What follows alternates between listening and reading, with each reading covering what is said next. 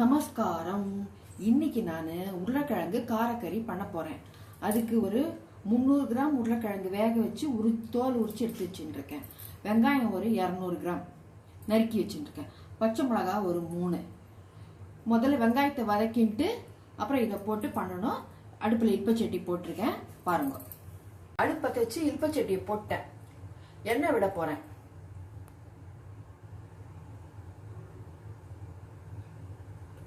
கடுகு,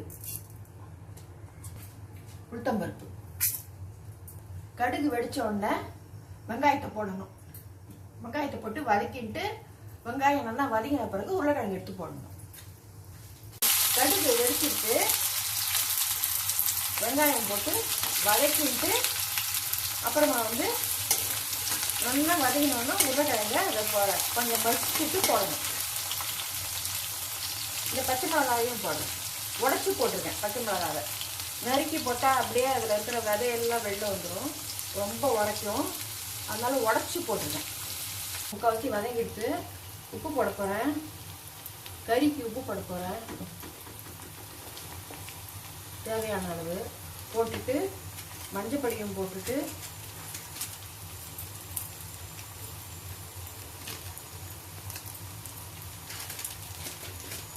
அப்படி போடுறேன்.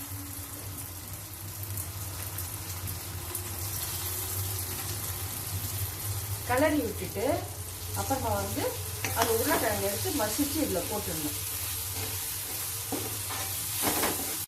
உப்பு, மஞ்சப்பொடி, மிளகாப்பொடி எல்லாம் போட்டுட்டேன். இப்போ உருளைக்கிழங்க மசிச்சு அதில் போட போறேன்.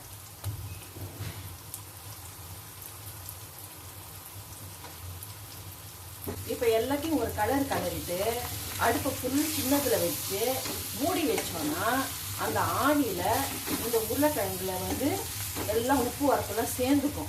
அப்போ டேஸ்டா இருக்கும் உங்களுக்கு. இப்போ அடுப்பு மூடி வச்சேன் இல்லையா, சின்னதா வச்சு இப்போ திறக்க போறேன். திறந்துட்டு கலரி விட்டுட்டு திருப்பி மூடி வச்சிடணும். ஆவியிலேயே நல்லா வெந்துட்டு அந்த உப்பு வரப்பெல்லாம் அதுல அப்படியே உருளைக்கிழங்குல சேர்ந்துட்டு டேஸ்டா இருக்கும் உங்களுக்கு.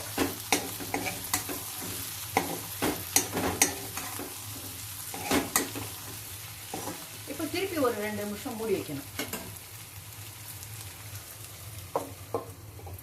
திறக்கிறேன்.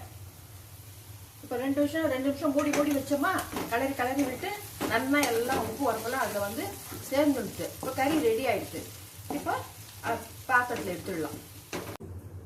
இப்போ உருளைக்கிழங்கு காரக்கறி ரெடி. இது சாம்பார் சாத்துக்கு, ரசம் சாத்துக்கு, சப்பாத்திக்கு எல்லாத்துக்கும் தொட்டுக்கலாம். பண்ணி பார்த்துட்டு எப்படி இருக்குன்னு சொல்லுங்க. மறக்காம சப்ஸ்கிரைப் பண்ணுங்க. தேங்க்யூ.